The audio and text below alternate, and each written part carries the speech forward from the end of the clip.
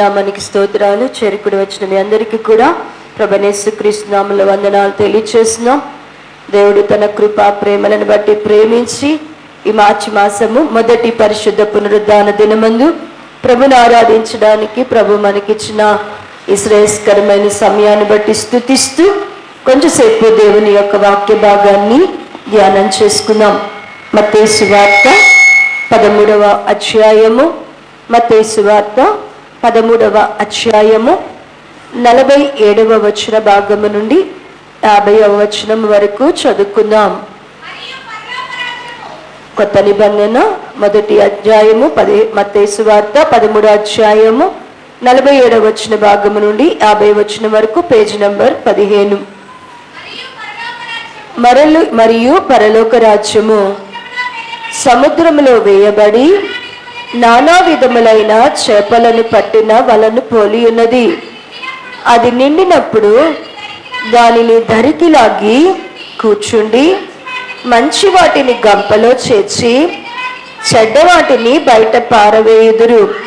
అలాగే యుగ సమాప్తి అందును జరుగును. దేవదూతలు వచ్చి నీతిమంతులలో నుండి దుష్టులను వేరుపరిచి వీరిని అగ్నిగుండములో పడవేయబదురు. అక్కడ ఏడ్పును పండ్లు కొరుకుటయు ఉండును. ప్రార్థించేద్దామండి. ప్రేమ నమ్మకమైన తండ్రి, పరిశుద్ధుడా, మహిమ కలిగిన దేవ, కృపా సత్య సంపూర్ణుడా, ఉన్నవాడవు అనువాడవు, భూత భవిష్యత్తు వర్తమాన కాలానికి సజీవుడవు, సర్వకృపానిధి అగు దేవా స్తోత్రములు. సజీవులే స్తుతించగలరు నాయన, సజీవులే నీ సత్యాన్ని వివరించగలరు. అటు సజీవుల దేశములో నీ దయను మా పక్షముగా ఉంచి నాయన, ఈ 2025వ సంవత్సరము మార్చి మాసము మొదటి పరిశుద్ధ పునరుద్ధాన దినమందు నిన్ను ఆరాధించి సేవించడానికి మాకు ఇచ్చినటువంటి నాయన ఈ శ్రేయస్కరమైన సమయమును బట్టి స్తుతిస్తున్నాను అయా. నీకే ఘనత, మహిమ, ప్రభావములను ఆరోపిస్తున్నాము నాయన. ఎవరూ సమీపింపరాని తేజస్సుల అమరత్వము కలిగి వశించు శ్రీమంతుడవు, ఆకాశ మహాకాశములు పట్టజాలని అద్వితీయ దేవుడవు నాయన. దేవా నా తండ్రి అయినను ప్రభువా, లోకములో ఎన్నిక లేని వారము, మంటి వారము, మిల్లి వంటి వారము, ఆకాశము తట్టు కన్నులెత్తుటకైనను నీ నామమును ఉచ్చరించుటకు యోగ్యులము కాదు. కానీ శాశ్వతమైన ప్రేమతో మమ్మలను ప్రేమించి శాశ్వత కాలము నుండి నీ కృపచేత మమ్మలను వెదకి రక్షించిన నీ ప్రేమంతటిని బట్టి వందనాలు. మా పాపముల్లో దేనిని మా మీద రుణముగా ఉంచక మా పాప దోష అపరాధముల నిమిత్తము నాయన మీ అమూల్యమైన రక్తాన్ని మా కొరకు చిందించి మా కొరకు నా తండ్రి నీ శరీరమును అర్పణగా అర్పించి అయా మీ ప్రాణమును క్రయధనముగా మా కొరకు చెల్లించి నాయన మా ప్రతి పాప రుణముల నుండి నాయన దోష అపరాధముల నుండి ప్రాయశ్చిత్తమును కలుగు చేసి మమ్మలను శుద్ధులుగా చేసి నీకు స్వకీయమైన సంపాద్యముగా ఉండడానికి మమ్మలను విలువ పెట్టి కొనినందుకు వందనాలు. ఒకప్పుడు దూరస్తులము, ఇప్పుడు సమీపస్తులుగా చేసుకున్నారు. ఒకప్పుడు దాసుల గృహంలో ఉన్నాము, ఇప్పుడు కుమారులుగా మార్చుకుని ఉన్నారు. కుమారులమైన మాలు మీ దత్తపుత్రాత్మ నుంచి అబ్బా తండ్రి అని మారు పెట్టుకునే ధన్యతను మాకు ఇచ్చినారు. ఇప్పుడు యుగమందు మాత్రమే కాక రాబో నీ రాజ్యమందు నీ మహిమలో మేముండుట కొరకు భూమి మీద నీకు స్వకీయమైన సంపాద్యముగా ఉండి మాలో మిమ్ములను కనబరుచుట కొరకు ప్రభువా, మేము నీ పోలికలో నీ స్వారూప్యము కలిగిన వారుగా ఈ లోకములో ప్రకాశించుట కొరకు ప్రభువా నీ ఏర్పాటులో మమ్మల్ని ఉంచుకున్నందుకు వందనాలు. యెరూషలేము ప్రార్థనా మందిరమును ప్రేమించి ప్రభువా ఈ పరిశుద్ధ పునరుద్ధాన దినమందు సంఘముగా కూడి ఆరాధించడానికి మీరు ఇచ్చిన కృపను బట్టి స్తోత్రాలు ప్రభువా.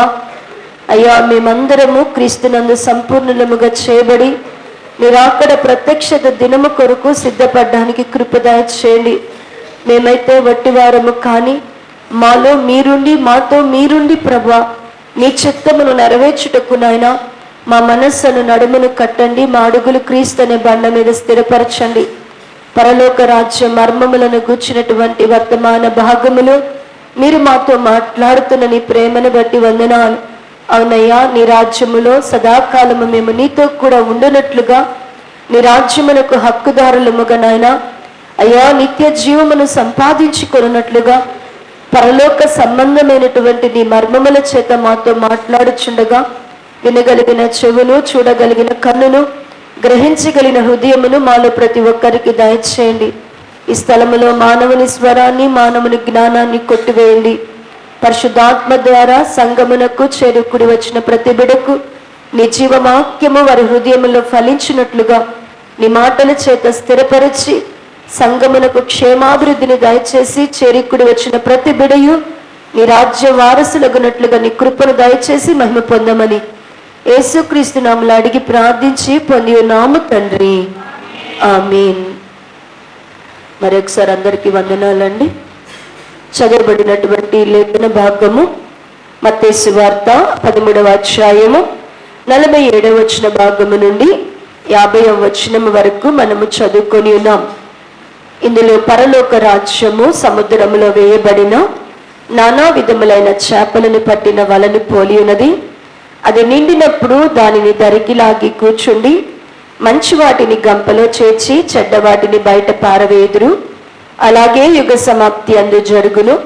దేవదూతలు వచ్చి నీతిమంతుల్లో నుండి దుష్టులు వేరుపరిచి వీరిని అగ్నిగుండములో పడవేదురు. అక్కడ ఏడ్పును పండ్లు కొరుకుటయు ఉండును. చదవబడినటువంటి లేఖన భాగములో మరి ఈ మత్తయి సువార్త 13వ అధ్యాయం అంతా కూడా మనము ధ్యానం చేస్తున్నాం.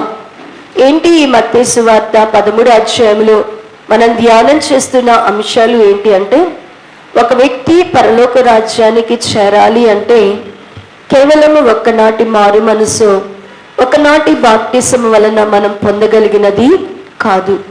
పరలోక రాజ్యము మనము చేరాలి అంటే దానికి అవసరమైనటువంటి సాధన అనేది మనము చేయాలా.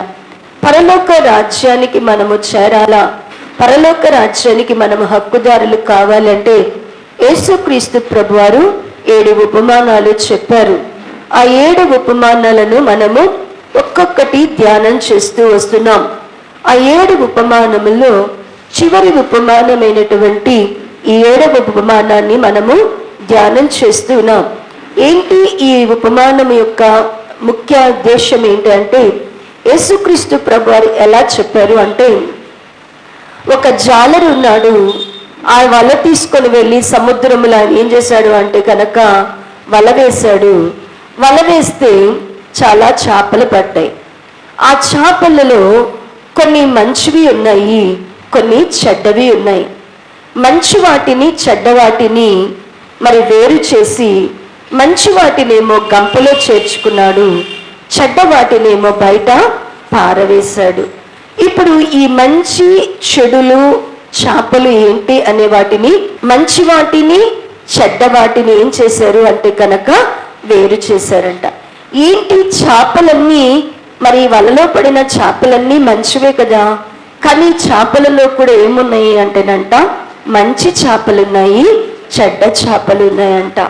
మంచి చేపలు ఎలా గుర్తించబడ్డారు, చెడ్డ చేపలను ఎలా విసిరివేశారు, ఏ కారణం చేత అవి మంచివి చెడ్డవి అని వాటిని వేరు చేశారు అనేది మనము ధ్యానం చేస్తున్నాం.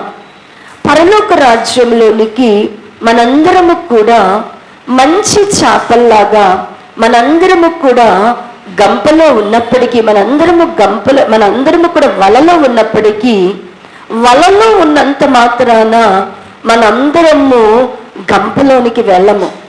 వలలో ఉన్న చేపలలో కొన్ని అగ్నిలోకి వెళ్తే కొన్ని మాత్రమే గంపలోనికి వెళ్ళినాయి అంట. ఎందుకు అవి కొన్ని వేరు చేయబడ్డాయి అంటే, పరలోక రాజ్యములోనికి వెళ్ళేటప్పుడు చేపలను దేవుడు ఎలాగున మరి జాలరి వేరు చేశాడో, ఆ పట్టేటువంటి ఆ ఫిషర్మ్యాన్ ఎలాగున మంచి వాటిని చెడ్డ వాటిని వేరు చేశాడో, సంఘములో ఉన్నటువంటి దేవుని పిల్లలను కూడా దేవదూతలు వేరు చేసే కాలము ఒకటి రాబోతుంది అంట. సంఘమంతా కూడా మరి ప్రభు రక్తం చేతే కదా కడగబడింది అనుకున్నంత మాత్రాన మనము ఒక్కనాటి బాప్టిసముతోనూ ఒక్కనాటి భక్తితోనూ కొద్ది కాలము మనము దేవునితో కలిగిన సహవాసాన్ని బట్టు మనము పరలోక రాజ్యంలోనికి వెళ్తాము అంటే వెళ్ళలేము.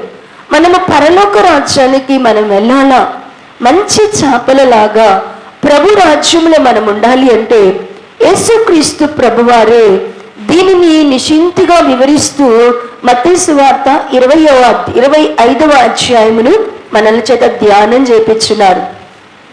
ఈ మత్తయి సువార్త 25వ అధ్యాయములో మంచి చేపలను చెడ్డ చేపలను ఎలా వేరు చేస్తారు అంటే, అక్కడ పరలోక రాజ్యంలోనికి చేరేటువంటి వారిలో 3 ఉపమానాలను ధ్యానం చేస్తున్నాం. ఆ 3 ఉపమానాలలో మొదటి ఉపమానములో పరలోక రాజ్యాన్ని సమీపించడానికి 10 మంది కన్యకులు కూడా సిద్ధపడ్డారు. అక్కడ ఎంతమంది కన్యకులు ఉన్నారు? 10 మంది కన్యకులు. ఈ 10 మంది కన్యకులు కూడా దేని కొరకు సిద్ధపడ్డారు? పరలోక రాజ్యం కొరకే సిద్ధపడ్డారు. పెళ్లి కుమారుని ఎదుర్కోవడం కోసమే సిద్ధపడ్డారు. అయితే ఆ 10 మంది కన్యకలుగా ఉన్నంత మాత్రాన 10 మంది పెళ్లి కుమారుని కలుసుకున్నారు అంటే కలుసుకోలేదు. అందులో 5 వేరు చేయబడ్డారు. ఎలా వేరు చేయబడ్డారు అంటే, 5 కన్యకలేమో కన్యత్వముతో పాటుగా వారు దేనిని సంపాదించుకున్నారంటే గనక బుద్ధిని సంపాదించుకున్నారు. కన్యత్వముతో పాటుగా వాళ్ళకి ఏం అవసరమైనది? బుద్ధి అవసరమైనది. ఆ బుద్ధిని వారు సంపాదించుకున్నారు కాబట్టి వారు పెళ్లి కుమారుని సమయాన్ని గ్రహించగలిగారు. పెళ్లి కుమారుని వచ్చినప్పుడు వారి దివిటీలను వెలిగించుకొని పెళ్లి కుమారుని కలుసుకోగలిగారు. పరలోక రాజ్యంలోనికి మనము చేరాలి అంటే మనము కన్యకత్వముతో పాటుగా ఖచ్చితంగా దేవుని బిడ్డలకి ఏం కావాలా? సంఘములో బిడ్డలకి ఏం కావాలంట? బుద్ధి కూడా మనకి అవసరమైనది. రెండవదిగా ఇంకొక ఉపమానాన్ని ప్రభు చెప్పారు మత్తయి సువార్త 25వ అధ్యాయంలో.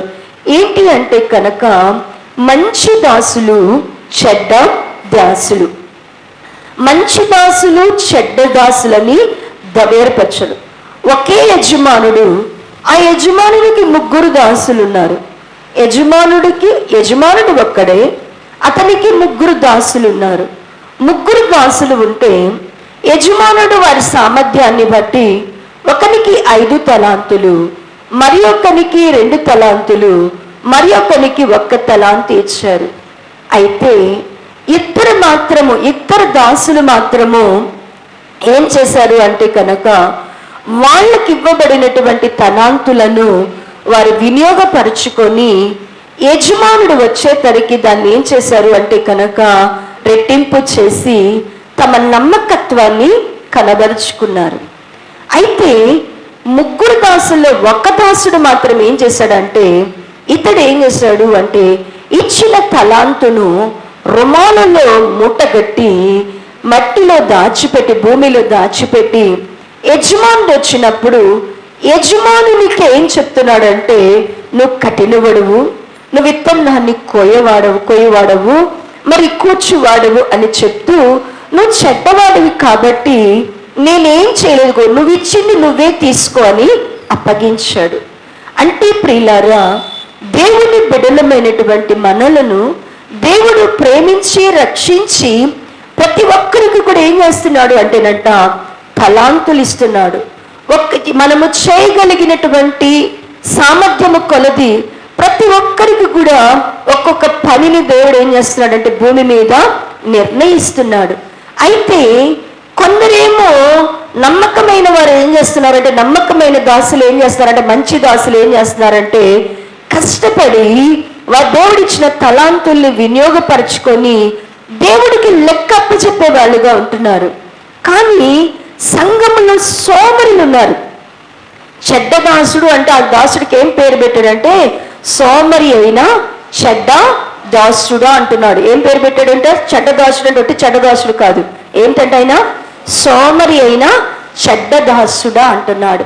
అంటే దాసులముగా ఒకే యజమాని కిందున్న యజమాని ఎంత ఇచ్చినా కూడా సోమరులుగా, సంఘములో సోమరులుగా ఉండి దేవుడు మనకిచ్చినటువంటి తలాంతులను, దేవుడు మనకిచ్చిన బాధ్యతలను, దేవుడు మన కొరకు అప్పగించిన పనిని మనము చేయకుండా ఉంటే ఖచ్చితంగా రాకడ దినాల్లో ఏముంటుందంటే కనుక, అయ్యా నేను నీ ఇంట్లోనే పనిచేశాను కదా, నీ ఇంట్లోనే ఉన్నాను కదా, నువ్వు నీ బిడ్డనే కదా అని మనం ఏం చెప్పినా కూడా దేవుడు ఏం అడుగుతాడంటే, చెడ్డవారిని వేరు చేసేటప్పుడు ఏం చేస్తాడంట, ఎట్లా వేరు చేస్తాడంట, సోమరులుగా ఉన్న వారిని తీసి ఏం చేస్తాడంట, అగ్నిగుండంలో వేసేస్తాడంట. మనమై ధ్యానం చేసాం. చివరిగా మంచివారిని చెడ్డవారిని ఎలా వేరు చేస్తారు అంటే కనుక, దేవుని యొక్క సన్నిధిలో ఒక గొల్లవాడు ఉన్నాడంట. ఆ గొల్లవాడు తన మందలో గొర్రెలను మేకలను కలిపి మేపుతున్నాడంట. కాలం వచ్చినప్పుడు మేకలు గొర్రెలు చూడడానికి ఒకేలాగా ఉన్నా, ఒకే స్వభావం కలిగినట్టుగా కనబడినా, అవి రెండు ఒకే పోలికతో ఉన్నా, వేరు చేసే కాలం వచ్చినప్పుడు మరి గొల్లవాడు ఏం చేస్తున్నాడు అంటే కనుక, మేకలలో నుండి గొర్రెలను, గొర్రెలలో నుండి మేకలను ఏం చేస్తున్నాడు అంటే కనుక వేరు చేసి, మరి గొర్రెలనేమో కుడి పక్కన పెట్టుకుంటున్నాడు, మేకలనేమో ఎడమ వైపున నిలబెట్టుకుంటున్నాడు. ఎందుకు మేకలను గొర్రెలను దేవుడు వేరు చేశాడు? మందలో ఇంతకాలము కలిపి పెంచాడు కదా, గొర్రెలను ఎలా వేరు చేశాడు? గొర్రెలు అని ఎలా చెప్పగలిగాడు అవి గొర్రెలు అని? మేకలు అని వాటిని ఎందుకు వాటిని ఎడమవైపుకు రమ్మని, చివరికి వాటిని అగ్నిలో వేయమని ఎందుకు చెప్పాడు అంటే, గొర్రెలు వాటి యొక్క స్వభావమును బట్టి అవి గొర్రెలుగా ఏమైనాయంటే కనుక పేరు పొందినాయి. గొర్రెలు ఎలా ఉంటాయి? గొర్రెలు అని ఎవరంటారు? గొర్రెలు అని ఎవరిని అంటారు? ఎవరైతే మరి కాపరి స్వరాన్ని విని కాపరిని మాత్రమే వెంబడించే వాటిని గొర్రెలంట. అందరినీ వెంబడించవు, అందరి వెంట వెళ్ళవు. అవి కేవలముని ఎవరిని బాగా గుర్తు పెట్టుకుంటాయి అంటే కాపరిని గుర్తు పెట్టుకుంటాయి, కాపరి వాని యొక్క స్వరాన్ని గుర్తు పెట్టుకుంటాయి. కాబట్టి వాటిని గొర్రెలు అని పిలుచుకుంటాడు. ఈ గొర్రెలు ఎలాంటివి అంటే కనుక, ఈ గొర్రెలకు ఉన్నటువంటి లక్షణం ఏంటి అంటే కనుక, అవి అన్యుని ఎంత మాత్రము కూడా ఏం చేయవు అంటేనంట, వెంబడించవు. ఈ గొర్రెలు దొడ్డిలోనికి వచ్చి మేత మేస్తాయి, మళ్ళా వాటి పని కోసం బయటికి వెళ్తాయి. కానీ అవి మేత మాత్రం ఎక్కడ మేస్తాయి? గొర్రెలు అంటేనంట దొడ్డిలోనే మేత మేసే వాటిని. అంటే తమ యజమానుడు ఏ ఆహారాన్ని అయితే సిద్ధపరుస్తున్నాడో వాటిని మాత్రమే తినగలిగినవి ఏంటి అంటేనంట గొర్రెలు. అంటే యజమానుడు ఏ ఆహారాన్ని అయితే వాటికి పడుతున్నాడో ఆహారాన్ని మాత్రమే గొర్రెలు తింటాయి. అవి వేరే దగ్గర ఎక్కడ కూడా ఏం చేయవు అంటే కనుక ఆహారాన్ని తినవు. మూడవదిగా గొర్రెలకు కాపరి వాటిని తన ఏ మార్గంలో అయితే నడిపిస్తాడో, ఏ మార్గంలో అయితే వాటిని నడిపిస్తాడో ఆ మార్గంలోనే అవి నడుస్తాయి. కాబట్టి అవి గొర్రెలు అయి ఉన్నాయి. కాబట్టి గొర్రెలుగా మనం ఉంటే మంచి చేపల్లాగా ఆయన కుడి ప్రక్కన ఉంటాం. లేక మేకలను గురించి మనము ధ్యానం చేస్తున్నాం. మేకలను అని ఎలా డివైడ్ చేశాడు? మేకలు అని ఎలా చెప్పగలము? మేకలకు ఉండేటువంటి స్వభావం ఏంటి? ఇవి మేకలు అని ఎలా గుర్తుపట్టాడు? మరి మంద కాపరి ఎలా ఎందుకు వేరు చేశాడు అంటే, మేకలు సంఘములో మేకల్లాగా ఎవరు ఉంటారు అంటేనంట భక్తిహీనులైనటువంటి వారు మేకలతో పోల్చబడి ఉన్నారు. భక్తిహీనులను ఎందుకు మేకలతో పోల్చారు అంటే, వీళ్ళు మందలో ఉండకుండా ఉంటారు. అంటే ఎక్కడ ఉంటారంట? భక్తిహీనులు కూడా ఎక్కడుంటారు? భక్తిహీనులు ఎక్కడుంటారమ్మా? లోకల్లో ఉంటారా? భక్తిహీనులైన అంటే వారు విగ్రహారాధికులుగా ఉంటారా? కాదు సుమా. భక్తిహీనులైనటువంటి వారు సంఘములో మిళితమై ఉంటారు, సంఘములో సభ్యులుగా ఉంటారు, మన ప్రక్కనే ఉంటారు, మనతోనే ఉంటారు. ఎందుకు అయితే ఈ భక్తిహీనులను ఎందుకు మేకలతో పోల్చారు అంటే, భక్తిహీనుల యొక్క స్వభావం ఎలా ఉంటుందంటే, ఎంత ప్రార్థన దగ్గరికి వచ్చినా, ఎంత దేవుడి దగ్గరికి వచ్చినా, ఎన్ని వాక్యాలు వింటున్నా, ఎంత ప్రార్థన చేస్తున్నా, ఎంతగా స్తుతులు చెల్లించినా, ఎంతగా పాటలు పాడినా, ఎంతగా పరిశుద్ధాత్మ కార్యాలను చూసినా, వాళ్ళ అంతరంగము మాత్రమంట కొంచెము కూడా మారదు. భక్తిహీనులు వాళ్ళని గూర్చి రాస్తూ అంటాడు కదా, వాళ్ళ లోపల ఏముంటది అంటే కనుక అతిక్రమము అనేది వాళ్ళలో దేవోక్తి లాగుంటదంట.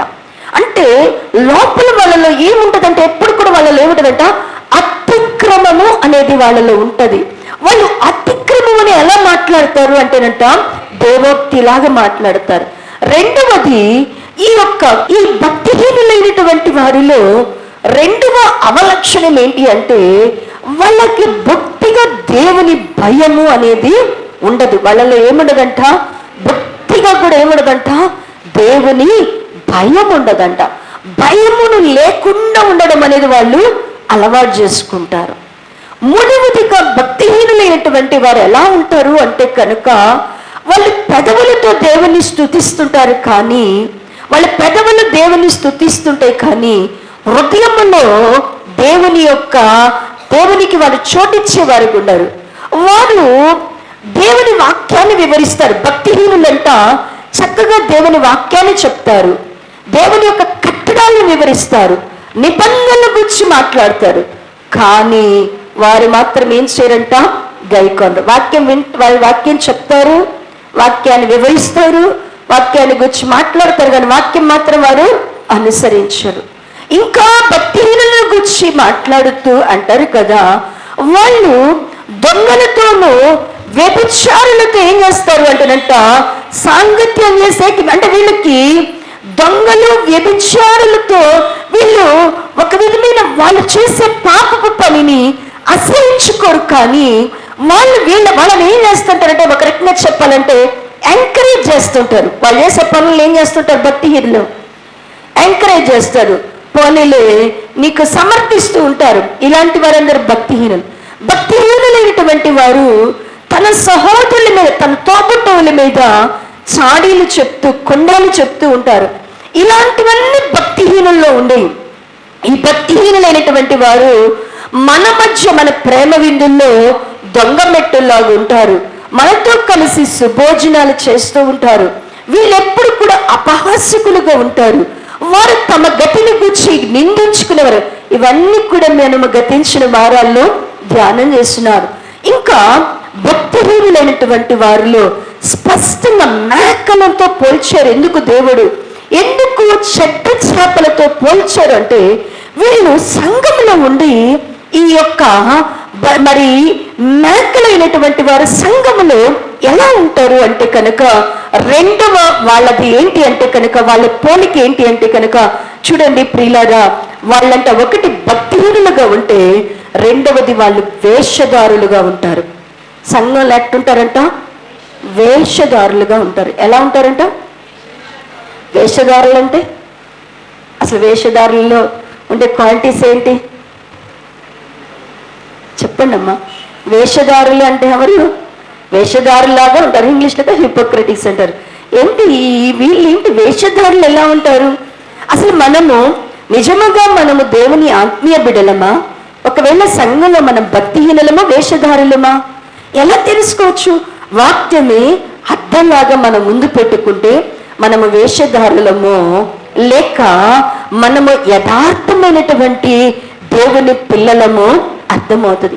అసలు వేషం ఎవరు వేసుకుంటారు? వేషధారులు అంటే పైకి ఒకటి వేషం వేసుకొని లోపల ఇంకొక రకంగా ఉండేవాళ్ళు. పైకి మాత్రం ఎలా ఉంటారంట, వీళ్ళు మంచిగా కనబడతారు. పైకి మాత్రం వీళ్ళు ఎలా ఉంటారంట, పైన చూస్తే వీళ్ళని పైకి చూస్తే ఎలాంటి వాళ్ళైనా ఫ్లాట్ అయిపోవాల్సింది, అంత బాగుంటారు.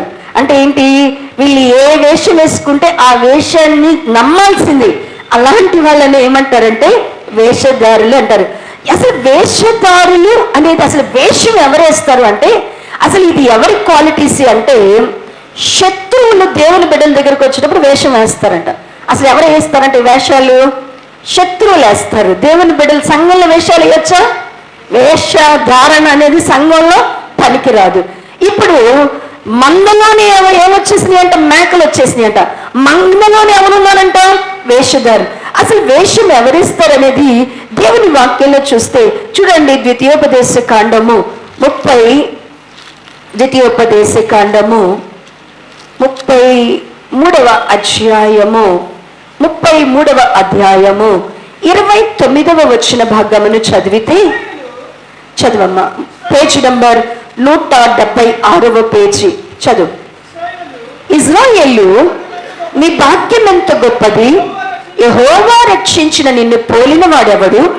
ఆయన నీకు సహాయకరమైన కేడము, నీకు ఔన్నత్యము కలిగించు ఖడ్గము.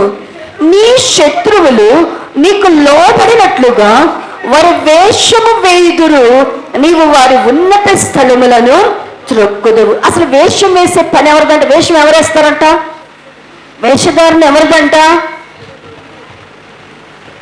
ఎవరు వేస్తారు వేషధారణ? ఎవరిదంట? వేషం ఎవరేసుకోవాలా? వేసుకుంటారని వాక్యం సాక్ష్యం ఇస్తుంది. శత్రువులు వేషం వేసుకుంటాడు. ఇప్పుడు ఈ వేషం ఎక్కడ పడి వచ్చేసింది? ఇప్పుడు శత్రువులు వేసే వేషము సంఘంలోనికి వచ్చేసింది. ఇక్కడ దేవుడు మోషే గారి ద్వారా చెప్తూ, మోషే, ఇదిగో నీ దగ్గరకు శత్రువు రావాలి అంటే వాడు డైరెక్ట్ గా నీ మీదకి రాలేడు. వాడు ఎప్పుడు నీ దగ్గరికి వచ్చినప్పుడు శత్రువు ఎలా వస్తాడు అంటే గనక వేషం వేసుకొని వస్తాడు అని చెప్తున్నాడు.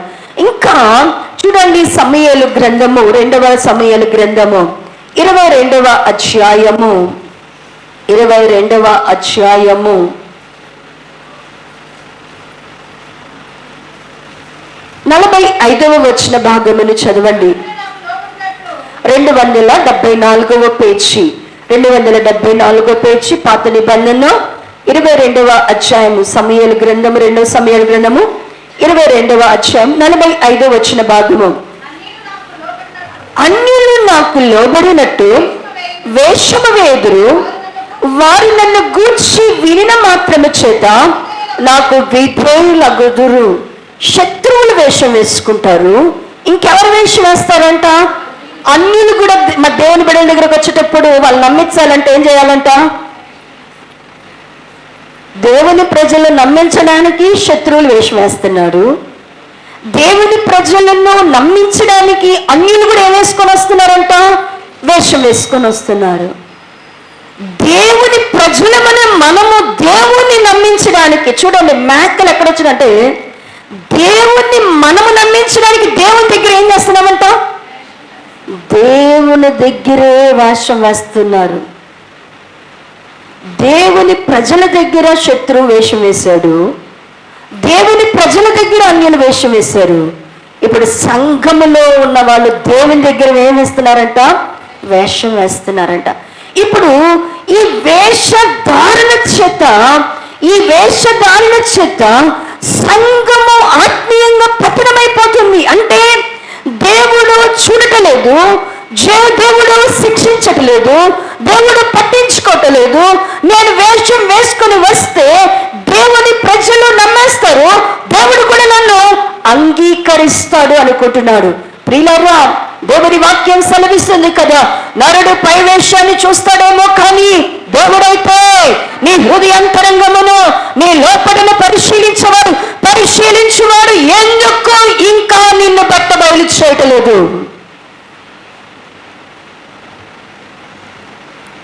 ఎందుకు పరిశీలించువాడు వేషధారతనాన్ని, ఎందుకు నీలో ఉన్న వేషాన్ని తీసేయటం లేదు? నువ్వు వేషం వేసుకోవచ్చు. ఎందుకంటే దేవుడు ఎంత ప్రేమ స్వరూపి అయితే ఇంకా ఈ వారానికి నువ్వు మారుతావు, ఈ వారానికి నువ్వు మార్చుకుంటావు, ఇంకా ఈ సంవత్సరానికి నువ్వు మారుతావు, ఇంకా ఈ దినానికి నీ తత్వాన్ని మార్చుకుంటావు. నువ్వు ఈ అందరినీ నాకు ఒక్కొక్కసారి చదువుతున్నప్పుడు అంటాడు కదా, మోసపోకుడి, దేవుడు వెక్కిరింపబడడు, నువ్వేమిత్తుతావో నువ్వు అదే కోస్తావు. మోసపోకూడదు. మనం దేవుణ్ణి మోసం చేస్తున్నామంటే మనంత దౌర్భాగ్యులు ఇంకొకరు లేరు. మనం దేవుణ్ణి మోసం చేసుకుంటున్నామంటే నేను పైకి మంచిగా కనబడుతున్నాను, పైకి భక్తిగా ఉన్నాను, పైకి నీతిగా ఉన్నాను, పైకి నేను బాగా కనబడుతున్నానని దేవుని దగ్గరికి వచ్చి నేను మంచిదాన్ని, నువ్వు ఆయన పట్టించుకోలేదు కాబట్టి మంచిదాన్ని అనుకోవద్దు. దేవుడు తన ప్రేమను బట్టి నిన్ను జ్ఞాపకం చేసుకుంటున్నాడు. ఈ సంవత్సరమైన మేకలైనటువంటి వారు వేషధారులుగా ఉన్నారు. అసలు ఈ వేషధారులు ఎలా ఉంటారు? ఈ వేషధారుల యొక్క స్వభావం ఎలా ఉంటుంది చూస్తే, ప్రియులారా, మత్తయి సువార్త 15వ అధ్యాయము, మత్తయి సువార్త 15వ అధ్యాయము 7 నుంచి 9 వచన భాగములను చదివితే, తీసారమ్మా మత్తయి సువార్త 15వ అధ్యాయము 7 నుంచి 9 వరకు చదవండి. వేషధారులారా, ఈ ప్రజలు తమ పెదవులతో నన్ను ఘనపరచుదురు గాని వారి హృదయము నాకు దూరముగా ఉన్నది. మనుషులు కల్పించిన పద్ధతులు దైవోపదేశములని బోధించుచు వారు నన్ను వ్యర్థముగా ఆరాధించుచున్నారు. చాలండి. ఇక్కడ వేషధారులు ఎలా ఉన్నారు? ఇక్కడ అంటున్నాడు యేసుప్రభు వారు ఖండిస్తూ అంటున్నాడు కదా, వేషధారులారా అంటున్నాడు. ఏమని పిలుస్తున్నాడు? డైరెక్ట్ ఏమని పిలుస్తున్నారు వాళ్ళని? కుమారులారా, కుమార్తెలారా అంటున్నారా? ఏమంటున్నాడు? నా దగ్గరికి మీరు ఎలా వచ్చారని దేవుడు చెప్తున్నాడు. వేషం వేసుకుని వచ్చారు. ఇప్పుడు దేవుని దగ్గరికి ఆయన పేరు పెట్టబడిన ప్రజలు, ఆయన నామాన్ని ఉచ్చరించే ప్రజలు, నిరంతరము ధర్మశాస్త్రమును బోధించే ప్రజలు, ధర్మశాస్త్రాన్ని వినే ప్రజలు, ఆచారారాధనను ఆచరించేటువంటి భక్తులు అనుకున్నటువంటి ప్రజలు, వీళ్ళు ఎలా దేవుని దగ్గరికి వచ్చి అన్నారు కదా, మేము వారానికి 2 రోజులు ఉపవాసం ఉంటున్నాం, దశమభాగాలు మేము ఇస్తున్నాం, మేము ధర్మశాస్త్రంలోని ధ్యానం చేస్తున్నాం, మేము నీతిమంతులం అనుకొని వాళ్ళు ఏం చేస్తున్నారంట? దేవుని దగ్గరికి వస్తే దేవుడు నా కుమారులారా, నా కుమార్తెలారా అంటున్నాడా? అస్సలు అంటలే. ఏమంటున్నాడు? వేషధారులారా. ఎంత డైరెక్ట్గా మాట్లాడాడండి దేవుడు. ఇప్పుడు మాట్లాడితే అసలు సంఘంలో ఉంటామా? ఒక్క నిమిషం ఉంటాం ఇక్కడ? ఎవరినన్నా అనేది అని వెళ్ళిపోమా? కానీ వాక్యం ఏమని పిలుస్తుంది? వేషధారులారా. ఎందుకు వేషధారులు అంటున్నాడు? వాళ్ళు ఎలా ఉన్నారంట? పెదవులతో దేవుణ్ణి ఘనపరుస్తున్నారు, కానీ వారి హృదయములు మాత్రము దేవునికి ఎలా ఉన్నాయంట? దూరముగా. ఈ మధ్యాహ్న కాల సమయమందు నువ్వు పరీక్షించుకో, నీ హృదయము దేవునికి సమీపముగా ఉందా? నీ హృదయములో ప్రభు ఉన్నాడా? నీ హృదయములో ప్రభువు నివసిస్తున్నాడా? ప్రభు మన హృదయంలో ఉంటే మనం ఎలా ఉంటాం? ప్రభు మనతో ఉంటే, ప్రభు మన హృదయంలో ఉంటే అసలు మనం ఎలా ఉంటాం? దేవుడు మనతో ఉంటే మనం ఎలా ఉంటాం? దేవుడు మన హృదయంలో ఉన్నాడు అంటే మనం ఎలా ఉంటాం అంటే, దేవుని యొక్క మాట వింటున్నప్పుడంట అది అగ్నిలాగా మనలో మండుతుంటుందంట. దేవుడు మన హృదయంలో ఉంటే మన హృదయంలోని దేవుని వాక్యం ఎట్లుంటుందంట? అగ్నిలాగా అంట మండుతుంటుందంట. దేవుడు మన హృదయంలో ఉంటేనంట, దేవుడు మన ఆలోచనలను శోధిస్తున్నప్పుడంట, దేవుడు మన తలంపులను గురించి మాట్లాడుతున్నప్పుడంట, ప్రభువా నా ఆలోచన తలంపులను పట్టేసుకున్నావు ప్రభువా, అది నిన్ను ఖడ్గంలాగా నేనేం చేస్తుండగా ఆ చెడుతనాన్ని కోసేస్తా ఉంటదంట. దేవుడు నీ హృదయంలో ఉంటే నువ్వు ఏదైతే విడిచిపెట్టలేకపోతున్నావు. కొంతమందికి ఉంటుంది అబద్ధమాడే అలవాటు ఉంటుంది, కొంతమందికి సినిమాలు చూసే అలవాటు ఉంటుంది, కొంతమందికి మోసం చేసే అలవాటు ఉంటుంది, కొంతమందికి ఎదురు చెప్పే అలవాటు ఉంటుంది, తిరుగుబాటుతనం ఉంటుంది. ఇప్పుడు దేవుడు గట్టిస్తున్నాడు వాక్యంలో. అప్పుడు నీకేమంటుంది అంటే కనుక వెంటనే అనిపిస్తుంటది సుత్తిలాగా, ప్రభువా నేను మారలేదని మళ్ళా నన్ను గద్దిస్తున్నావా, నేను మారలేదని నన్ను హెచ్చరిస్తున్నావా? అంటే దేవుడు నీలో ఉన్నాడు అంటే, దేవుడు నీలో ఉన్నటువంటి లోపమును గూర్చి, పాపమును గూర్చి, నీలో ఉన్నటువంటి కల్మషమును గూర్చి దేవుడు నీతో మాట్లాడుతున్నప్పుడు దాన్ని సరిచేయడానికి నిన్నేం చేస్తుంటాడంటే దేవుని వాక్యము నిన్ను ఒప్పింపజేస్తూ ఉంటది. ఒకవేళ నువ్వు వేషధారిగా ఉంటే నీ పెద్దవులతో మాత్రం తల ముందుకి వెనక్కి అటు ఇటు చక్కగా తిప్పుతుంటావు. ఏంటి అంటే అసలు వాక్యం నాతోనే మాట్లాడినట్టుగా. ఏం ప్రయోజనం? వేషధారులు హృదయములో అంటే వారి హృదయము దేవునికి దూరంగా ఉంటాయి, వాళ్ళ పెదవులు మాత్రం ఎక్కడ ఉంటాయంట?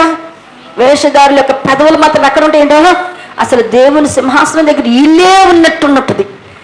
కాబట్టి జాగ్రత్త. వేషధారులు అంటున్నాడు కదా, ఇంకా వాళ్ళు అంటున్నారు దేవుణ్ణి ఆరాధించే విషయంలో మనుషులు కల్పించిన పద్ధతులు దేవోపదేశములని బోధించవచ్చు. వీళ్ళు దేనికి ఇంపార్టెన్స్ ఇస్తారు అంటే, బాగా వినండి, వేషధారులు దేనికి ఇంపార్టెన్స్ ఇస్తారు అంటే, మనుషులు ఏదైనా స్టేట్మెంట్స్ ఇస్తే, మనుషులు ఇచ్చే స్టేట్మెంట్స్ అనేవి వాళ్ళు పునాదిగా తీసుకుంటారు. మనుషులు ఇచ్చేటువంటి స్టేట్మెంట్స్, అంటే వాళ్ళు చెప్పేటువంటి బోధలు అనేవి అవి వాళ్ళు పునాదిగా తీసుకుంటారు. ఇక్కడ అన్నాడు కదా, వేషధారులను గురించి మాట్లాడుతున్నాడు కదా, మనుషులు కల్పించినటువంటి దైవోపదేశములు వాళ్ళు ఏదైతే చెప్పారో వాటిని ఎలా మార్చుకుంటున్నారంట? దైవోపదేశములుగా మార్చుకుంటున్నారంట. ఒక నార్త్లో ఒక ఆయన ఉన్నాడు, సాధు సుందర్ సింగ్. ఎంతమందికి తెలిసే ఉంటుంది మీ అందరికీ సాధు సుందర్ సింగ్ అని. అంటే ఒక నార్త్లో ఒక గొప్ప రివైవల్, స్పిరిచువల్ రివైవల్ వచ్చింది అంటే కనుక, అసలు మన భారతదేశంలో గొప్ప ఉజ్జీవం వచ్చింది అంటే ఆ దైవజనుల ద్వారానే. ఆ దైవజనుడు నార్త్లో ఉండేవాడు. నార్త్లో ఉండి పరిచర్య చేస్తూ ఉన్నాడు. పరిచర్య చేస్తూ ఉంటే ఆయన దేవుని యేసు ప్రభుని, ఆయన గురించి ఏం సాక్ష్యం చెప్పను, ఒకే ఒక అనుభవం చెప్తాను. ఆయన దేవుని ప్రభుని తెలుసుకొని సువార్త ప్రకటించేటప్పుడు, ప్రభువా నేను ఏ వస్త్రాన్ని ధరించుకోవాలా, నేను ఎలా డ్రెస్అప్ అయి సువార్త చేయాలి అన్నప్పుడు ఆయనకంట దేవుడు ఒక ఊదా రంగును చూపించాడంట.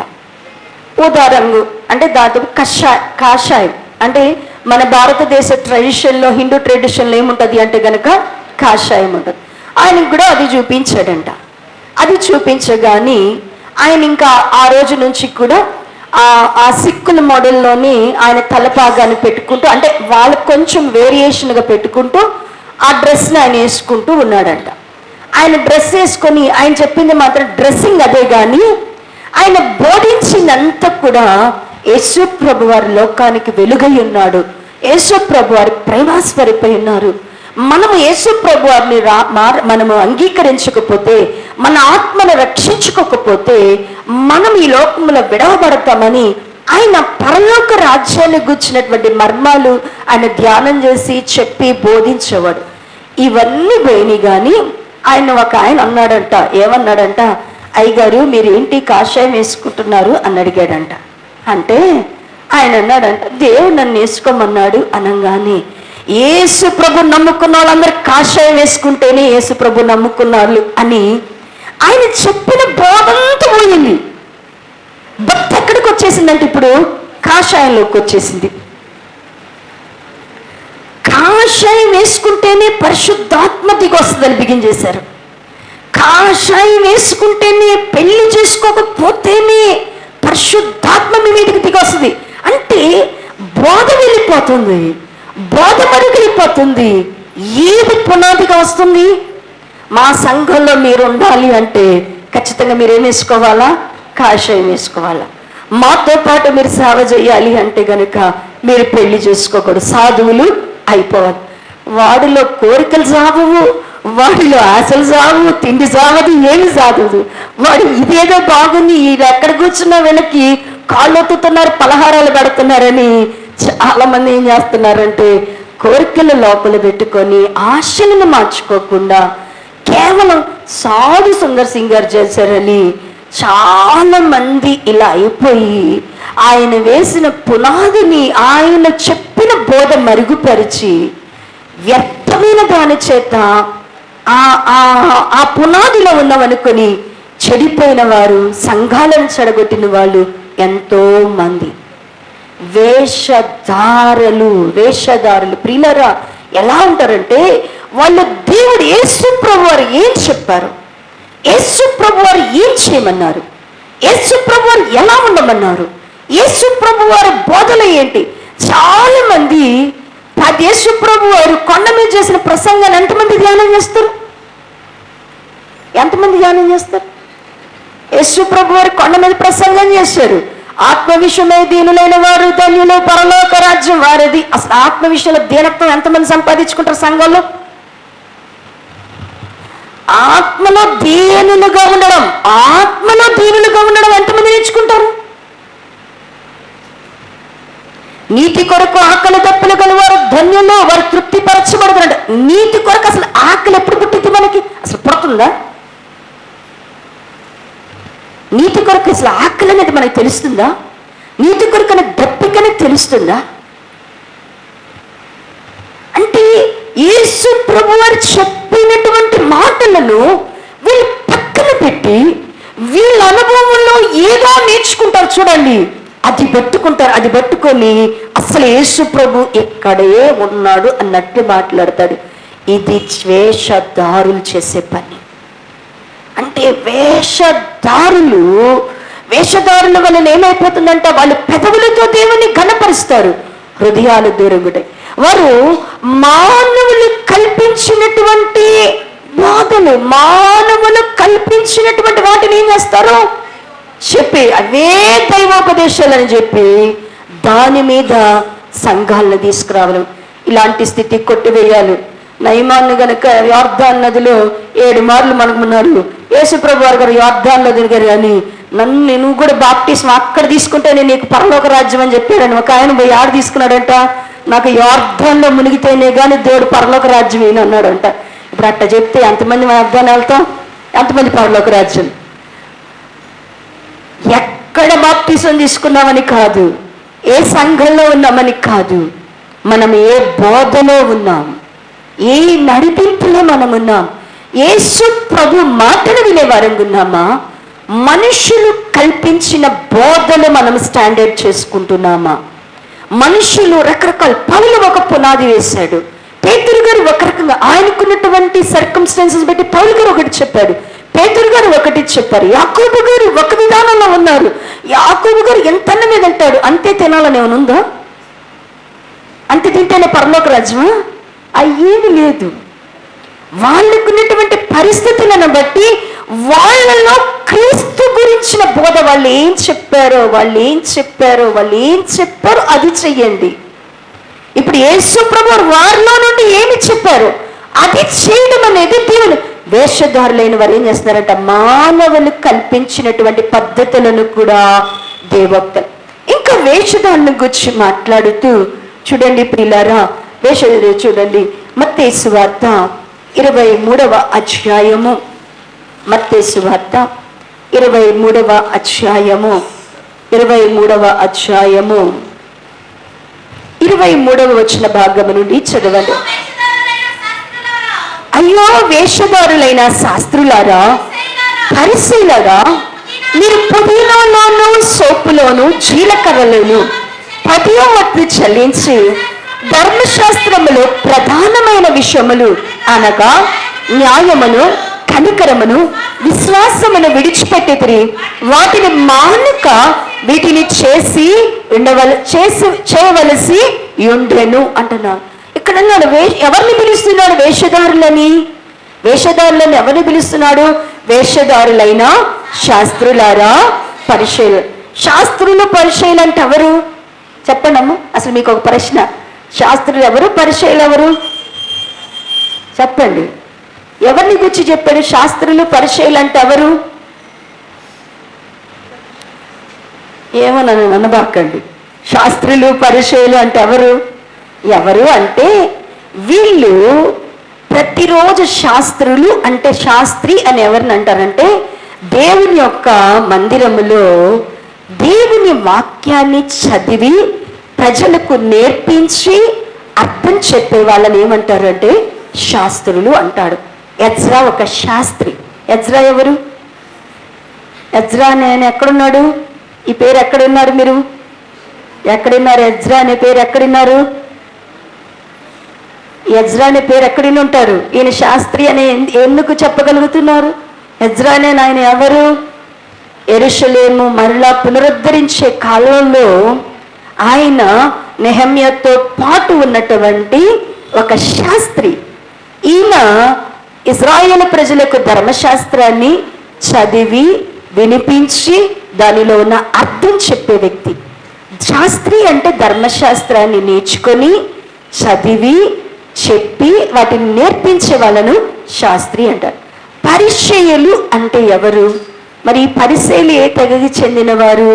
వీళ్ళెవరు అంటే కనుక దేవుని పరిచయులు అని ఎవరిని పిలుస్తారంటే, మందిరములో పరిచర్యకు, అంటే వీళ్ళు బోధిస్తుంటే మందిరంలో అంత క్రమముగా జరగడానికి వీళ్ళకు కావలసినవన్నీ సమకూర్చి ఏ సమయంలో ఎవరొచ్చినా దేవుని మాటల చేత చేసే వాళ్ళని ఏమంటారంటేనట పరిచయులు అంటారు.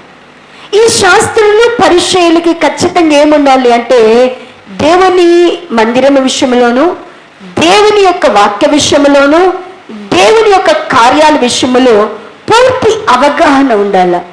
వీళ్ళని యేసు ప్రభు వారు ఏమని పిలుస్తున్నాడు? వేషధారులైన శాస్త్రులారా. ఎందుకు పిలుస్తున్నాడు? ఇప్పుడు మనందరి చేతిలో బైబిల్ ఉన్నాయి, మనందరం చదువుతున్నాం, మనలాంటి వాళ్ళు చదువుతున్నాం. ఇప్పుడు మనల్ని ఎలా పిలుస్తున్నాడో దేవుడు? వేషధారులైన శాస్త్రులారా, పరిచయులారా. ఏం చెప్తున్నారు వీళ్ళు అంటే, ఎందుకు దేవుడు వీళ్ళని అన్నారు అంటే, వీళ్ళు ఏం బోధిస్తున్నారు వచ్చిన ప్రజలకు అంటే కనుక, మీరు ఖచ్చితంగా పుదీనాలోను, సోంపులోను, జీలకర్రలోను, వీళ్ళన్నిట్లో మీరు ఏం చేయాలి? దేవునికి ఏమి ఇవ్వాలని చెప్తున్నారు? 10వ వంతులు ఖచ్చితంగా చెల్లించాలా. 10వ వంతు ఇవ్వకపోతే మీ యొక్క కొట్లలో ధాన్యం ఉండదు, ద్రాక్షరసం ఉండదు. ఒకవేళ మీరు 10వ వంతు ఇవ్వకపోతే మీకు ఖచ్చితంగా మీ సంచులకు చిల్లు పడతాయి. మీరు 10వ వంతు దేవుని మందిరంలోనే తీసుకురాకపోతే దేవుని యొక్క ఆశీర్వాదం మీకు ఉండదు. ఇదంతా వాక్యమే, మంచిదే. ఖచ్చితంగా దేవుని బిడ్డలు ఎవరికి దేవునికి ఏమి ఇవ్వాలా? కష్టార్జితంలో ప్రతి దానిలో నుంచి కూడా ఏమి ఇవ్వాలా? నీ దగ్గర ఉన్న వస్తువుల్లో 10వ వంతు ఇవ్వాలా, ధాన్యంలో 10వ వంతు ఇవ్వాలా, జీతంలో 10వ వంతు ఇవ్వాలా, సమయంలో 10వ వంతు ఇవ్వాలా. దేవునికి 10వ వంతు ఇచ్చేవారికి ఉండాల. 10వ వంతు ఇవ్వకుండా వీళ్ళు 10వ వంతును గురించి బాగా బోధించగలిగిన వీళ్ళు దేనిని బోధించలేకపోతున్నారు అంటే, దేన్ని బోధించలేకపోతున్నారంట? న్యాయము, కనికరము, విశ్వాసము. ఒక ఆత్మ రక్షింపబడాలి అంటే, ఒక ఆత్మ రక్షింపబడాలి అంటే ఆ వ్యక్తి ఇచ్చేటువంటి అర్పణను బట్టి మాత్రమే కాదు ప్రియులారా, మనం ఇచ్చే కానుకలను బట్టి మనము పరలోక రాజ్యంలోనికి వెళ్తామనుకోబాకండి. మనం ఇచ్చే అర్పణలను బట్టి దేవుడు మన బహుమానం మీద ఎక్కువ చేస్తాడు అనుకోబాకండి. మనమిచ్చే అర్పణలు ఇవ్వాలి. అర్పణలు ఎందుకు ఇవ్వాలి అంటే, నీకు ఆశీర్వాదం కావాలంటే, నీ ఇంటిలో నీకు వ్యర్థమైన ఖర్చులు తగ్గాలంటే నువ్వేమి ఇవ్వాలి? ఎవరికి ఇవ్వాలా? దేవునికి చెల్లించాలా. దేవునికి చెల్లించకుండా నువ్వు ప్రభువా నాకు అది ఇవ్వాలి ఇది ఇవ్వాలంటే మొత్తం ఒక రోజు లెక్క ఆయనకి ఉంటుంది. లెక్క ఈ నెలలో నాకేం రాలేదు, 10వ వంతు ఇవ్వలేదు కాబట్టి నాకేం కాలేదు కాబట్టి ఇవ్వకూడదేమో అనుకోబాకండి. లేకపోతే 2-3 నెలలు ఏం కాలేదని ఇవ్వబాకండి. మొత్తం దేవుని దగ్గర ఒక లెక్క ఉంటుంది. ఇచ్చి ఒక్కరోజు నీకు దెబ్బ కొట్టి బెడ్డెక్కిస్తాడు. అప్పుడు గడప 50,000. ఆ 50,000 ఎందుకు కట్టాను? అప్పు తెచ్చి కట్టాను, వడ్డీలు తెచ్చి కట్టాను, ఎందుకు కట్టాను? అప్పుడు ఆలోచిస్తే నీకు ఎందుకంటే, నువ్వు దేవునికి ఇవ్వకుండా ఇలాంటి ఖర్చులు ఎత్తుకొచ్చినాయి అంటే నువ్వు దేవుడికి ఇస్తే అంటాడు కదా, నువ్వు దేవునికి దశమభాగం ఇస్తే నీ ఆరోగ్యం కోసం, నువ్వు దశమభాగం ఇచ్చేది నీ డబ్బులు దేవుడు మిగిల్చాలని, అది తరిగిపోకుండడానికి, అది నీ ప్రయోజనం కొరకు. ఇవి చేయాల్సిందే. అయ్యేనా మానేయమని చెప్పాడంటే మానొద్దు. మానకుండా దాంతో పాటుకి ఏం చేయాలి అంటే, మనకంట మన ఆత్మ రక్షింపబడాలంటే మాత్రము కనికరము, న్యాయము, విశ్వాసము. మనలో ఏముండాలంట? కనికరము, న్యాయము, వేషధారుల్లో ఏముండవు? కనికరము, న్యాయము, విశ్వాసం. ఏముండవంట అండి? వేషధారులు ఏముండవంట? ఇప్పుడు మనము ప్రభు దగ్గరికి వస్తున్నాం, వేషధారులాగా ఉన్నామా? ఆత్మీయ బిడ్డల్లాగా ఉన్నామా? మనం వేషం వేసుకొని వస్తున్నామా? ప్రవక్త దగ్గరికి యెరోబాము భార్యను పంపించాడంట. యెరోబాము కొడుకు జబ్బు పడితే యెరోబాము అంట ఏం చేశాడు అంటేనంట, భార్యనంట అన్నాడంట, నువ్వు ప్రవక్త దగ్గరికి వెళ్ళాలా? ప్రవక్త దగ్గరికి వెళ్ళవాక నువ్వు మాత్రం ఎలా వెళ్ళావంటే వేషం వేసుకో. నేను ఇజ్రాయిల్ రాజులని చెప్పొద్దు, ఇజ్రాయిల్ రాణివని నువ్వు చెప్పొద్దు. నువ్వు వెళ్ళి ఒక సామాన్య స్త్రీలాగా వెళ్ళి, నా కొడుకు ఇలా జబ్బుపడి ఉన్నాడు, బాగుపడతాడా లేదా అని కనుక్కొని రమ్మంటే అప్పుడు అంటున్నాడు కదా, ఆమె ఏంట చక్కగా వేషం వేసుకొని వెళ్తేనంట అంటున్నాడు కదా ప్రవక్త. అంటున్నాడు, యెరోబాము భార్య వేషం వేసుకొచ్చావు కదా, దా బయట లోపలికి రా, నువ్వు వేషం వేసుకొచ్చావు. దేవుడు చెప్పాడు, ఇదిగో నువ్వు నీ కొడుకు స్వస్థత కోసం వచ్చావు, అతడు చనిపోతాడని దేవుడు మాట్లాడుతున్నాడు. మనం వేషం వేసుకొస్తే దేవుడు గుర్తుపట్టడా? దేవుడి దగ్గర ఎప్పుడు వేషధారణ పనికి రాదు. వేషధారణ దేవుడు ఎప్పుడు సహించడు. వేషధారులుగా మనల్ని ఇంకా దేవుడు ఆయన మందలో భరిస్తున్నాడు అంటే ఆయనకి నీకు నీ ఎడల నా ఎడల ఎంత ప్రేమ ఉండబట్టి ఒక్క ఆత్మ కూడా నశించిపోకూడదని ఈ మాసమైనా, ఈ సంవత్సరమైనా, ఈ దినమైనా నువ్వు నేను రక్షింపబడి మన అంతరంగ స్వభావాన్ని మార్చుకొని మన వేషాన్ని మనం తీసివేస్తామని. గొర్రె చర్మాన్ని కప్పుకొని తోడేళ్లలాగా ఉంటున్నాము.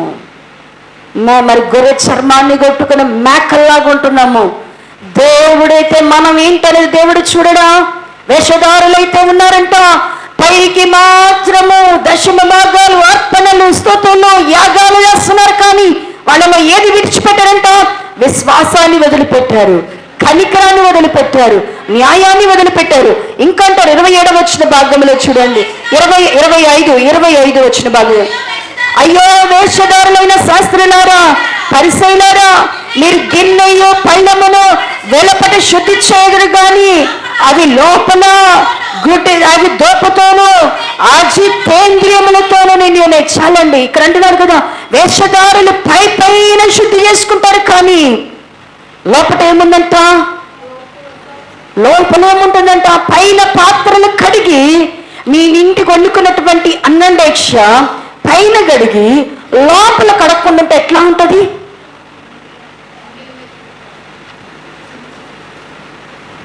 ముందు వాడుకోవాలంటే ఎక్కడ శుభ్రంగా ఉండాలా? లోపల శుభ్రంగా ఉండాలా. దేవుడు వేషధారులు ఎలా ఉంటారు అంటే కనుక పైన కడుక్కుంటారు. ప్రభు మాట్లాడాడు, అవును ప్రభా, నాకు విశ్వాసం లేదయ్యా, కనికరం లేదయ్యా, న్యాయం లేదయ్యా, దుర్మార్గునయ్యా, దుష్టున్నయ్యా, దుర్మార్గురాలయ్యా, పనికి మాలి. ఎందుకు ఈ మాటలు? మార్చుకోకుండా ఒప్పుకుంటారు. వీళ్ళు బాగా ఒప్పుకుంటారు, నోటితో ఒప్పుకుంటారు. కానీ హృదయంలో నేను ఈ రోజు నుంచి ఇది మార్చుకోవాలా, నేను విశ్వాసాన్ని కనబరచాలా, నేను కనికరాన్ని కనబరచాలా, నేను ప్రేమను కనబరచాలా, న్యాయాన్ని కనబరచాలా. పైన కడుక్కోవడం, పైన ఒప్పుకోవడం. మనందరం పైన ఒప్పుకుంటాం. మన భక్తి అంతా ఎట్లంట? పైన వెలపట కడుక్కోవడమే కానీ లోపట ఏముందంట? అజితేంద్రియములు ఉందంట. లోపలంతా దోపు ఉందంట, దోపుతో నింపబడి ఉన్నామంట.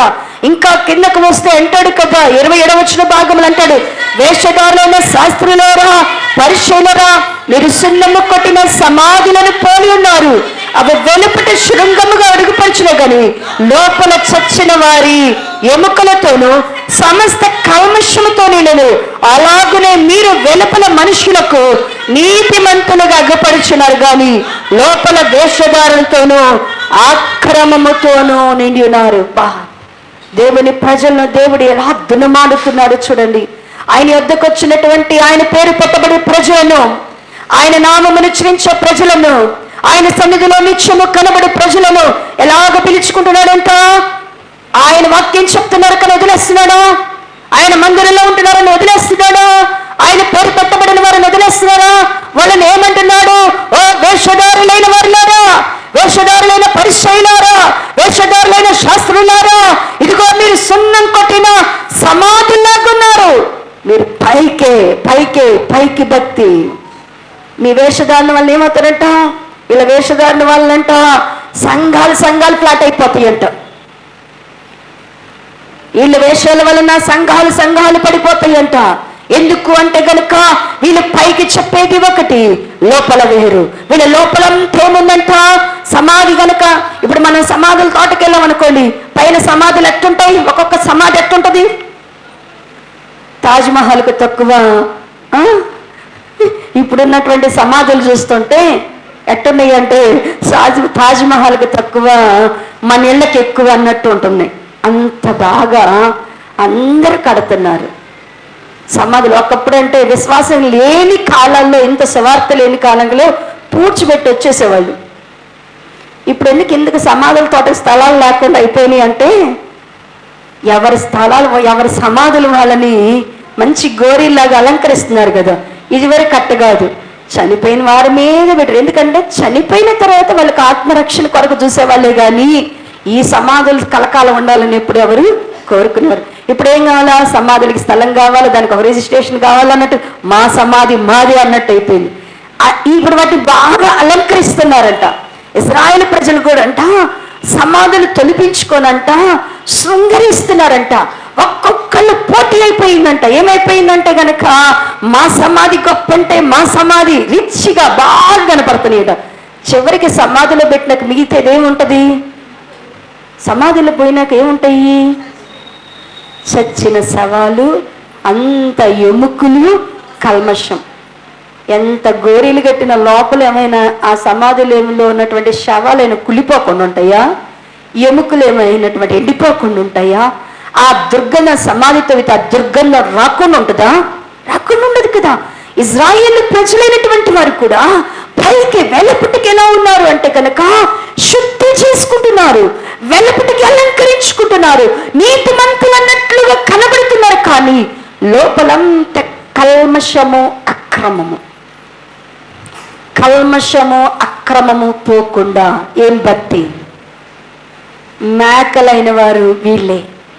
హృదయంలో ఉన్న కల్మషం పోవటలా, హృదయంలో ఉన్న కోపం పోవటలా, హృదయంలో ఉన్న వ్యసనం పోవటలా, హృదయంలో ఉన్నటువంటి కక్షలు పోవటలా, అసూయలు పోవటలా, ద్వేషాలు పోవటలా, హృదయంలో ఉన్నటువంటి చెడుతనము పోవటలా, హృదయంలో ఏ విధమైనటువంటి పాపములో ఆ పాపము మనలో నుంచి బయటికి పోవటల్లా. కానీ పాపము లోపలే పొరల్లో ఉంటుంది. దోషములు, అతిక్రమములు అన్ని లోపల పెట్టుకున్నాం, పైకి మాత్రము అలంకరిస్తుంటే యేసుప్రభు వారు అంటున్నాడు కదా, వేషధారులారా. ఈ వేషధారులు పరలోక రాజ్యంలోకి వెళ్తారా? వెళ్తారా? పరలోక రాజ్యంలోకి వెళ్ళలేరు. ఈ వేషధారుల గురించి అదే అంటున్నాడు. వాళ్ళు మీరు పరలోక యేసుప్రభు ఇది 23వ అధ్యాయము 14 వచ్చిన భాగంలో చూడండి. వేషధారులైన శాస్త్రులారా, పరిసయ్యులారా, మీరు మనుషులు ఎదుట పరలోక రాజ్యమును మూయుదురు, మీరు అందులో ప్రవేశింపరు, ప్రవేశించు వారిని ప్రవేశింపనీరు. అయ్యో వేషధారులైన శాస్త్రులారా, పరిసయ్యులారా, ఒకడు మీ మత్తములో కలుపుకొనుటకు మీరు సముద్రమును భూమిని చుట్టి వచ్చెదరు. అతడు కలిసినప్పుడు అతని మీకంటే 2 అంతల నరక పాత్రునుగా చేస్తారు. శాస్త్రులు, పరిచయాల గురించి చెప్తూ అంటున్నాడు కదా, వారు పరలోక రాజ్యంలోనికి వెళ్ళరు, పోయే వాళ్ళని కూడా ఏం చేయరంట? ప్రియులారా, అసలు మారే వాళ్ళకు కూడా ఏమంటాం? ఎట్ట చేయి, ఎట్ట భక్తి చేయి, ఎట్ట ప్రార్థన చేయి. చాలా మంది చెప్తుంటారు, సలహాలు ఇస్తూ ఉంటారు. ఎట్ట చేయి, ఎట్ట ప్రార్థన చేయి, ఇట్టుండు, అట్టుండు. ప్రార్థన అనేది వాళ్ళ హృదయంలో నుంచి రావాలా? వాక్యం అనేది వాళ్ళు వినేదాన్ని అన్ని కంట్రోల్ చేస్తుంటారు. కొంతమంది అన్నిటి మీద పెత్తనం చేస్తుంటారు. అన్నిటి మీద, మన ఆత్మీయ జీవితం మీద దేవునికి మనకి మంచి సంబంధము వాక్యము ద్వారా, పరిశుద్ధాత్మ ద్వారా కలగాల. కొంతమంది అన్ని నేర్పిస్తూ ఉంటారు, అన్ని మాట్లాడుతూ ఉంటారు. ఇక్కడ వేషధారులేనా పరలోక రాజ్యంలో మీరు వారు పోయే వాళ్ళని కూడా ఏం చేయరంట? వేషధారులకి వాళ్ళు పోవడం నేర్చుకోరు, పోయే వాళ్ళని కూడా ఏం చేయరంట? పానీరంట.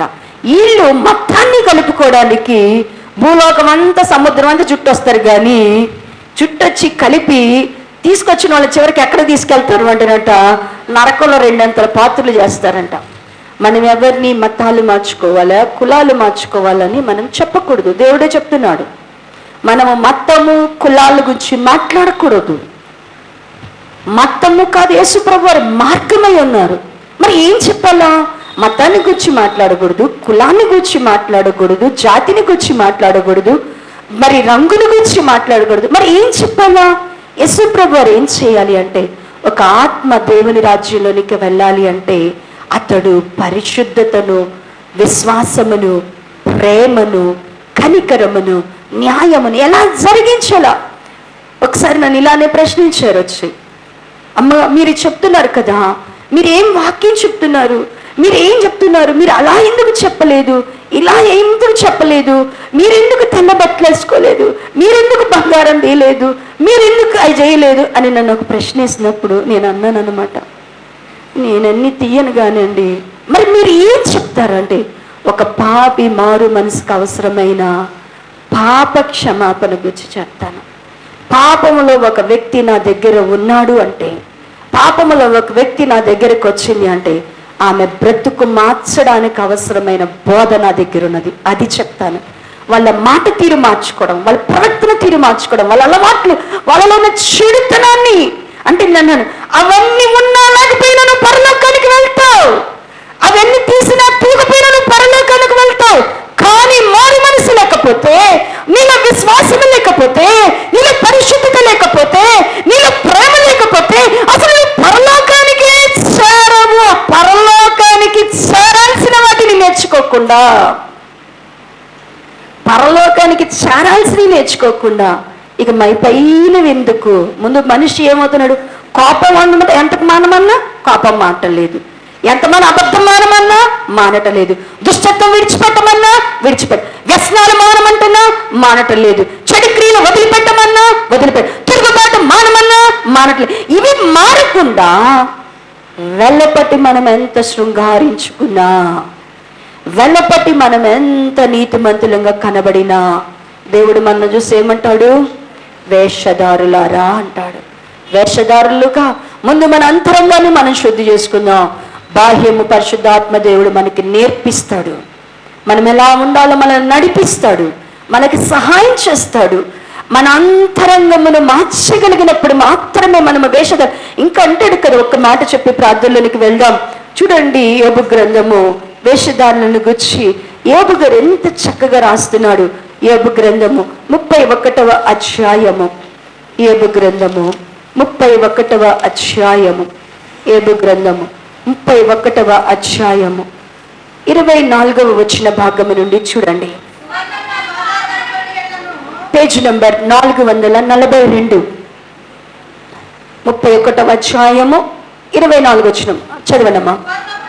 సువర్ణము నాకు ఆధారం అనుకుని నడలా, నా ఆశ్రయము నీవే అని మేలిమి బంగారముతో నేను చెప్పిన ఎడలా, నా ఆస్తి గొప్పదని గాని నా చేతికి విస్తారమైన సొత్తు దొరికినని గాని నేను సంతోషించిన ఎడలా, సూర్యుని ప్రకాశించినప్పుడు నేను అతనిని గాని చంద్రుడు మిక్కిలి కాంతి కలిగి నడుచుచుండగా అతనినే చూచి గాని నా హృదయము రహస్యముగా ప్రేరేపింపబడి వారి తట్టు చూచి నా నోరు ముద్దు పెట్టుకొని ఎడల పరమున్న దేవుని దృష్టికి నేను వేషధారిని అగుదును. యోబు గారు అన్నాడు, నేను వేషధారిని అవుతాను అంటున్నాడు.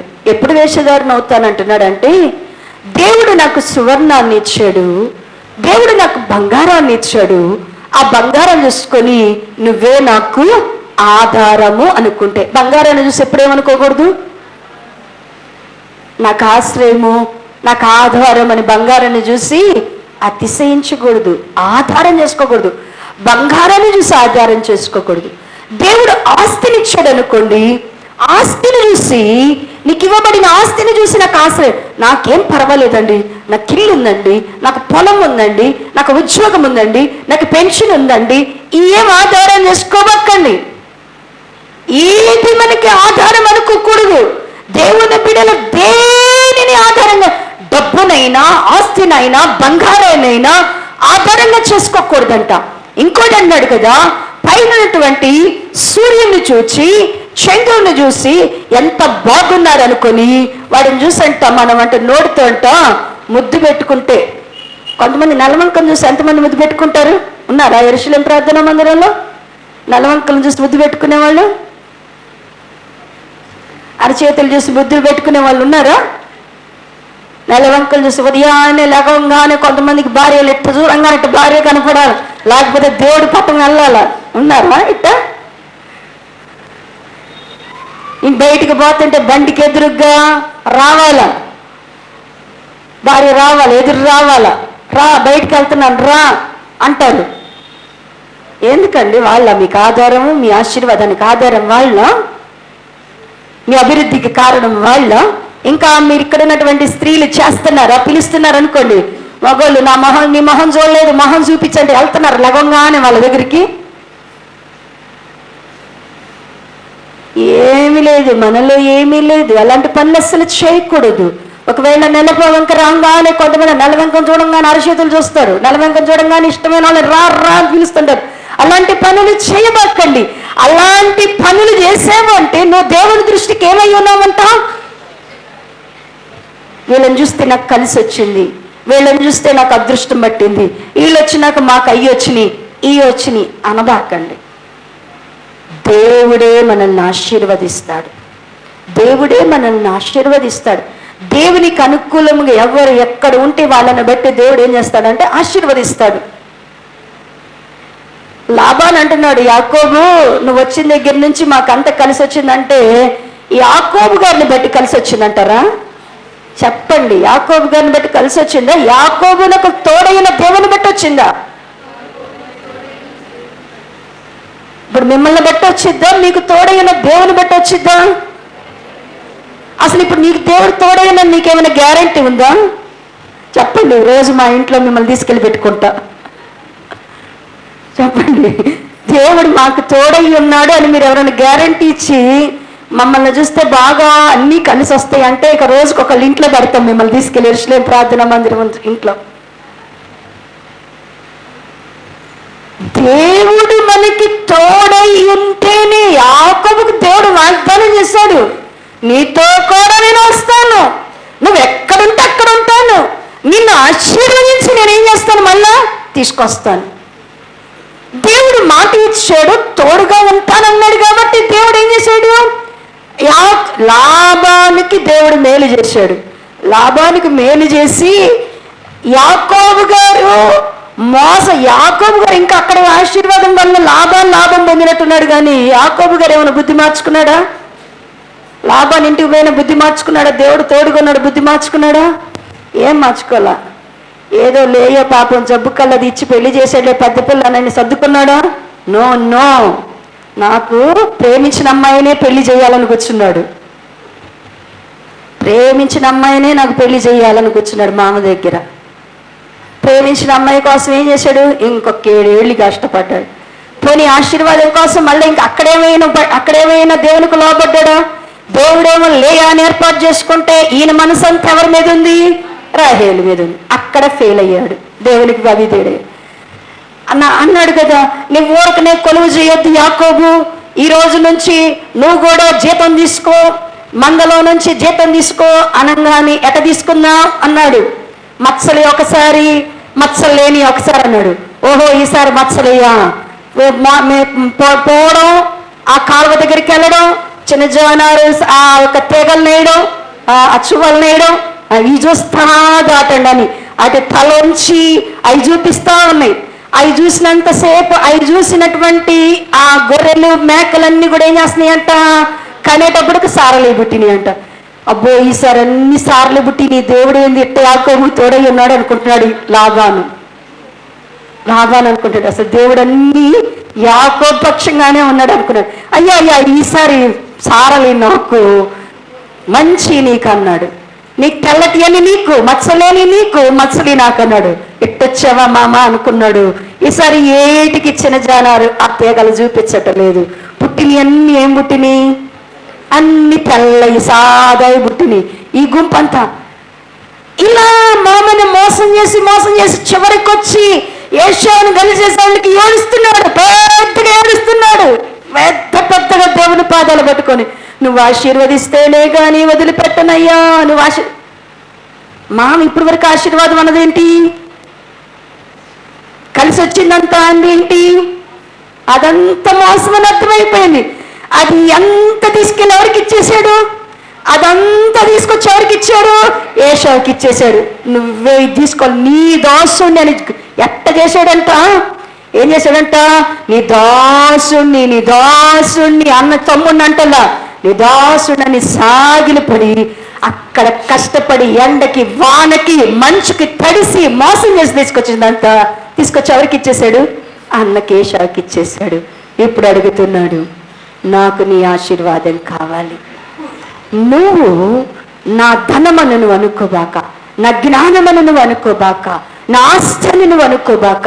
అది దేవుడిచ్చిన వాటిని దేవునికి ఎలా ఉపయోగించాలా అది ఎంతవరకు దానిని వాడుకోవాలో అంతవరకు దాని మీద నీ మనసు అంతవరకే ఉంచు. దానిని బట్టి నువ్వు గనక ముద్దు పెట్టుకుంటే, బంగారం చూసి కొంతమంది ముద్దు పెట్టుకుంటారు. ముద్దు పెట్టుకుంటారా?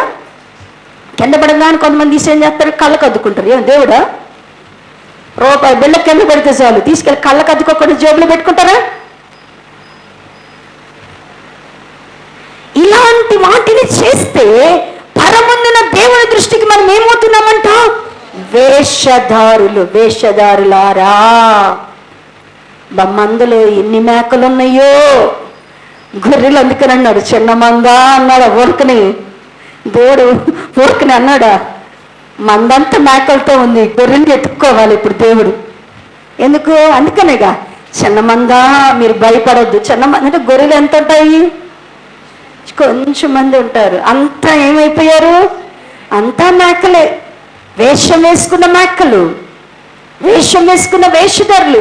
ఇంకా అంటాడు ఇదే 31వ అధ్యాయ భాగంలో 33, 34 వచ్చిన భాగములు చదివితే, ఆదాము చేసినట్లు నా దోషమును దాచిపెట్టుకొని మహాసమూహమునకు భయపడి కుటుంబ తిరస్కారమునకు జడిసియు నేను మౌనులుగా నుండి ద్వారము దాటి బయలు వెళ్ళక రొమ్ములో నా పాపమును కప్పివేసుకొని ఎడల పరమన్న దేవుని దృష్టికి నేను వేషధారి నగుదును.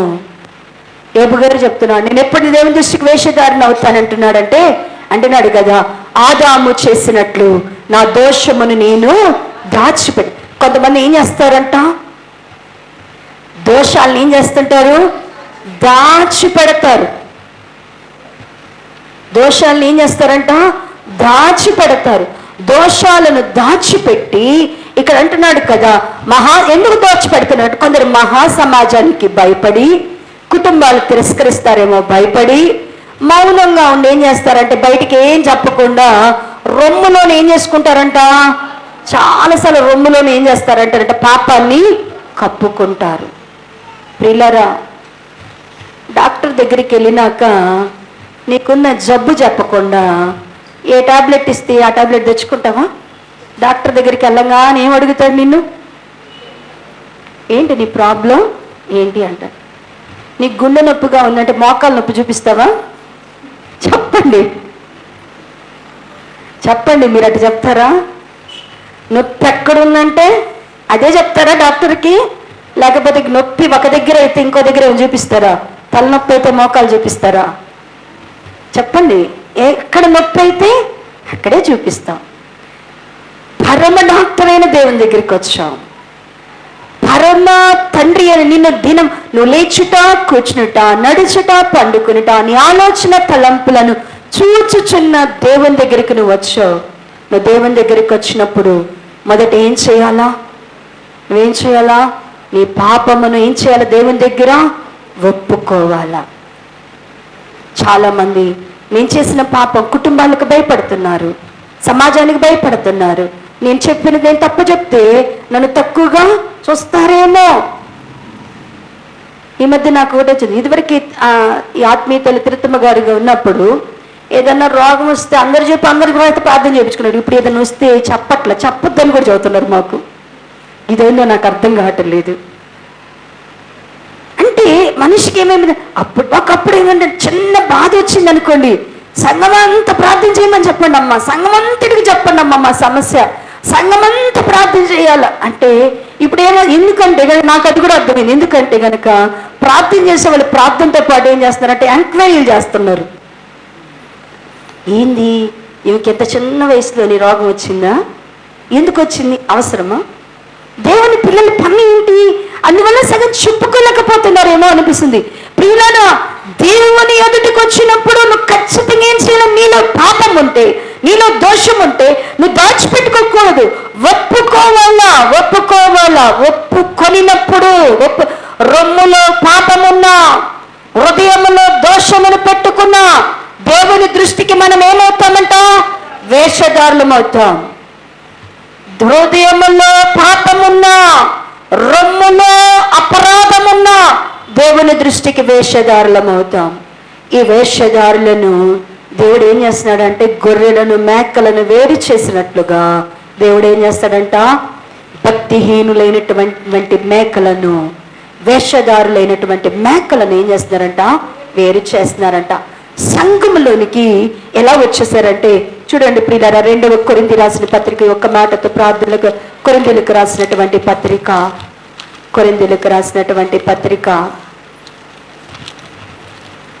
2వ కొరింథీలకు రాసిన పత్రిక 11వ అధ్యాయము 13వ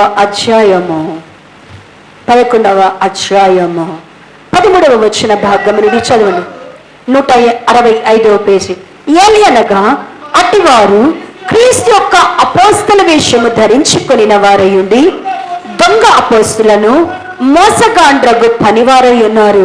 ఇది ఆశ్చర్యం కాదు, సాతాను తానే వెలుగుదూత వేషము ధరించుకొని ఉన్నాడు గనుక వాని పరిచారకులు నీతి పరిచారకుల వేషము ధరించుకొనుట గొప్ప సంగతి కాదు.